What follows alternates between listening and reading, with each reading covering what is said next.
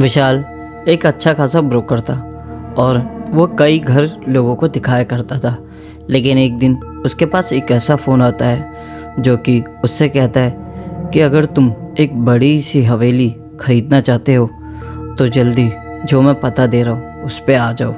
जिसके बाद विशाल उनसे कहता है लेकिन तुम हो कौन और हवेली ऐसी कौन सी हवेली है जो तुम बेचना चाहते हो। जिसके बाद वो सिर्फ इतना कहता है, अगर ये हवेली तुम्हें सस्ते दामों पे चाहिए तो जितना जल्दी हो सके तुम इस पते पे आ जाओ। जिसके बाद विशाल ये सोचता है कि हवेली अगर अच्छी लगी और अगर सस्ते दाम पे सच में मिल गई तो हवेली मैं ले लूँगा।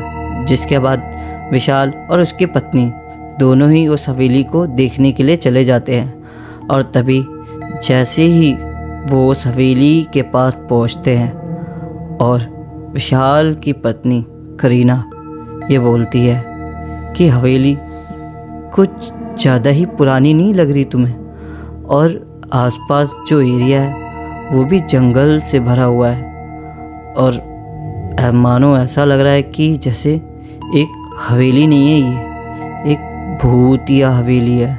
जिसके बाद विशाल अपनी पत्नी से कहता है कि तुम ना बस हर वक्त भूतिया चीज़ें सोचती रहती हो, जब देखो तुम्हारे मन में यही सब रहता है, कम पिक्चरें देखा करो तुम।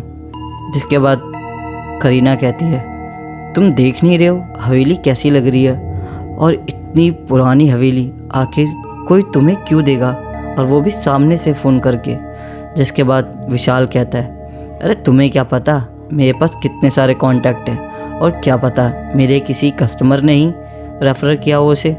जिसके बाद विशाल और करीना दोनों गाड़ी से उतरते हैं और हवेली के अंदर जाते हैं। इसके बाद सामने से एक बूढ़े अंकल चलते हुए विशाल और उसकी पत्नी के सामने आते हैं। इसके बाद वो उनसे कहते हैं आप लोगों को शायद राणा जी ने बुलाया होगा हवेली देखने के लिए।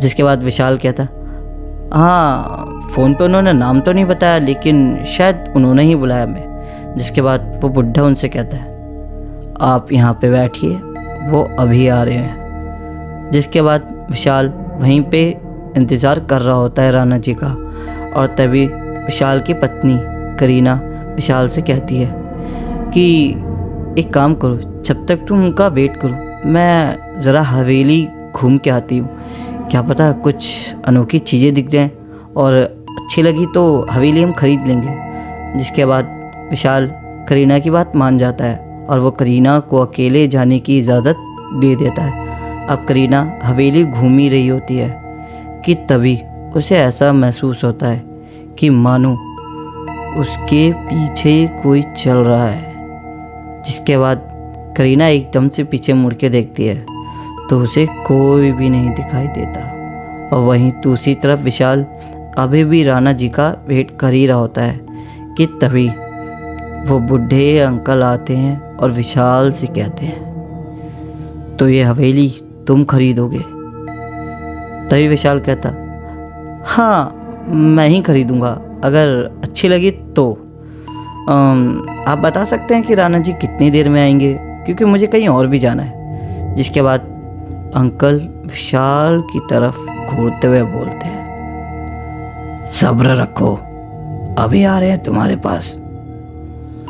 जिसके बाद विशाल चुपचाप बैठ जाता है और राणा जी का वेट करता रहता है। थोड़ी ही देर बाद राणा जी सामने से आते हुए दिखाई देते हैं और वो विशाल से कहते हैं कि मैंने ही तुम्हें बुलाया है इस हवेली के लिए, और हवेली तुम्हें कैसी लगी। जिसके बाद विशाल कहता है बाहर से तो बहुत खंडर टाइप जैसी लग रही है, लेकिन आप एक बार हवेली घुमा देंगे तो ज़्यादा अच्छा रहेगा।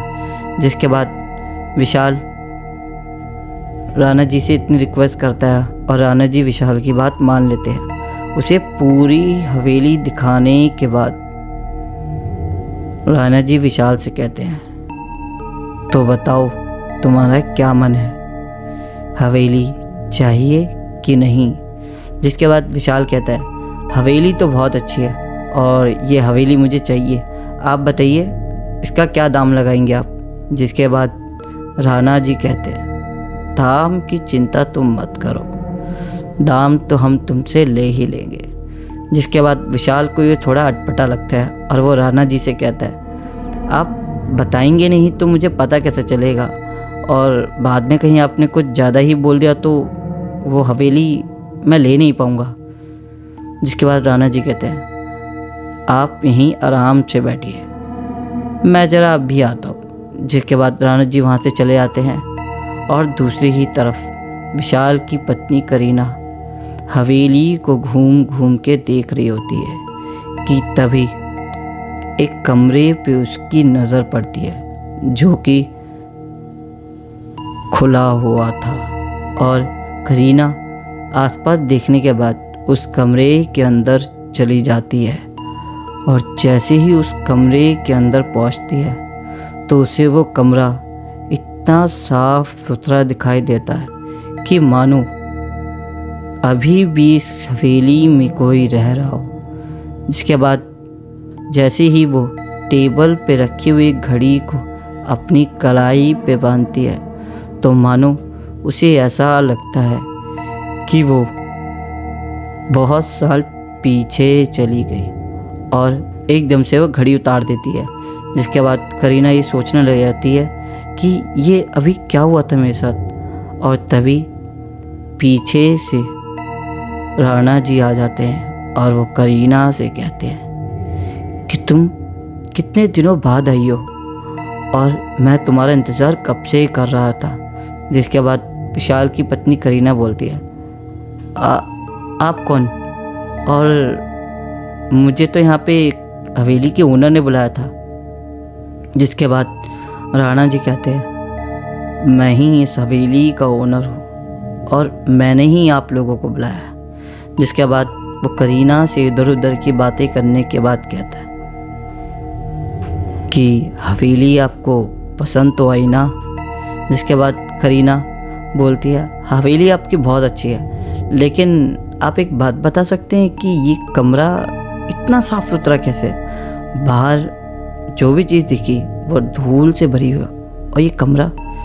जिसके बाद राणा जी कहते हैं कि ये मेरी दादी जी का कमरा था और वो इसी में रहती थी, तो इस कमरे की साफ़ सफाई मैं हर रोज़ करवाता था। जिसके बाद करीना राणा जी से कहती है, ठीक है मैं अब चलती हूँ, और बाहर मेरे पति इंतज़ार कर रहे होंगे। जिसके बाद जैसे ही करीना बाहर जाने का नाम लेती है कि तभी अचानक से राणा जी की आवाज़ बदल जाती है, और तभी वो कहते हैं, सावित्री मैंने तुम्हारा इंतज़ार कब से कर रहा हूँ, और अब तुम इस हवेली से दूर नहीं जा सकती, और एक दिन बाद वही पूर्णिमा की रात है जब हम दोनों एक हो जाएंगे। और जिसके बाद करीना जैसे ही ये सुनती है मानो खौफ से उसकी आंखें भर जाती है, और वो जो राणा अभी बहुत अच्छा दिख रहा था अब वो एक भयानक दानव जैसा लगने लग गया था। जिसके बाद करीना ज़ोर ज़ोर से चिल्लाने लग जाती है, और तभी विशाल को उसकी पत्नी की चिल्लाने की आवाज़ आती है, और विशाल भागते हुए उस आवाज़ की तरफ जाता है, और जैसे ही पहुंचता है तो क्या देखता है कि उसकी पत्नी ज़मीन पे बेहोश पड़ी हुई है। और जैसे ही वो उसे होश में लाता है तभी वो बोलती है कि ये हवेली ठीक नहीं है, और जो राणा जी है वो कोई साधारण इंसान नहीं है, वो एक प्रेत है। जिसके बाद विशाल करीना से कहता है, तो तुम फिर शुरू हो गई? तुम हर वक्त भूत ही भूत करती रहती हो, तुम्हें हर तरफ भूत दिखाई देता है, पागल हो गई हो क्या तुम? ये हवेली हमें आधे दाम पे मिल रही है, और वो भी मार्केट रेट से भी कम दाम पे। तो तुम ये सब भूत वूत प्रेत की बातें मत करो, और हमें ये हवेली ख़रीदनी होगी, बहुत अच्छे दाम मिलेंगे और हम इसे अच्छे दाम पे भी बेच सकते हैं। जिसके बाद करीना उससे बोलती है, पागल मत बनो, ये हवेली श्रापित हवेली है, मैं सच बोल रही हूँ। जिसके बाद करीना उसे समझा ही रही होती है कि तभी अचानक से पीछे वो बुढ़ा और राणा जी दोनों के सामने ही आ जाते हैं और कहते हैं, तुम्हारी पत्नी सही कह रही है और अब तुम हमारी मर्जी के बिना यहाँ से नहीं जा पाओगे। जिसके बाद करीना को ना जाने वो क्या कर देता है कि करीना राणा जी की सारी बात मानने लग जाती है और विशाल को एक ज़ोरदार डंडा कोई पीछे से मारता है। जिसके बाद विशाल वहाँ बेहोश हो जाता है और करीना राणा जी के पीछे पीछे चल देती है।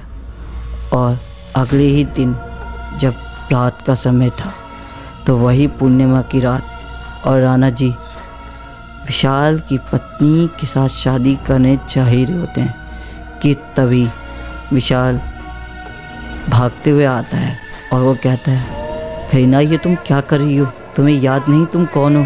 जिसके बाद विशाल उनसे बहुत याद दिलाने की कोशिश करता है लेकिन करीना को याद आने को कुछ नहीं हो रहा होता है। और तभी विशाल एक ऐसी बात करीना को बोलता है कि जिसके बाद करीना मानो एक बेहोशी से उठी और वो राणा जी से कहने लगी, हमने आपका क्या बिगाड़ा है, हमने आपका कुछ भी नहीं किया है, हमें यहाँ से जाने दीजिए। और वो हाथ जोड़ने लग जाती है। जिसके बाद वो कहता है, बच के तो तुम दोनों में से कोई नहीं जा पाएगा और अब तुम दोनों मरोगे। जिसके बाद दोनों उस कमरे से बाहर भागते हुए निकल जाते हैं कि तभी बाहर एक बुढ़े अंकल दिखाई देते हैं जो कि वो उन्हें मिलते हैं और वो उनसे कहते हैं, तुम इस हवेली में क्या कर रहे हो।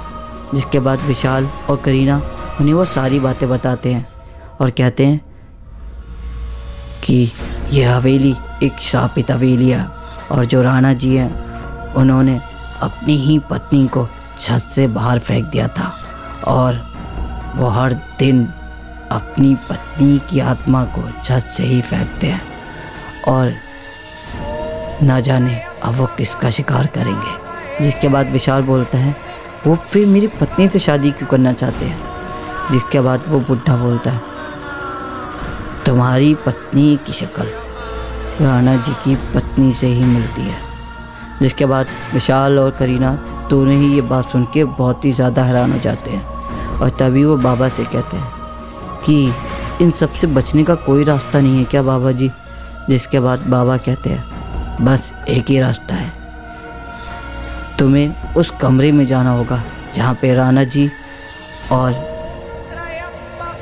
उनकी पत्नी की फ़ोटो लगी है और उसे जलाना होगा।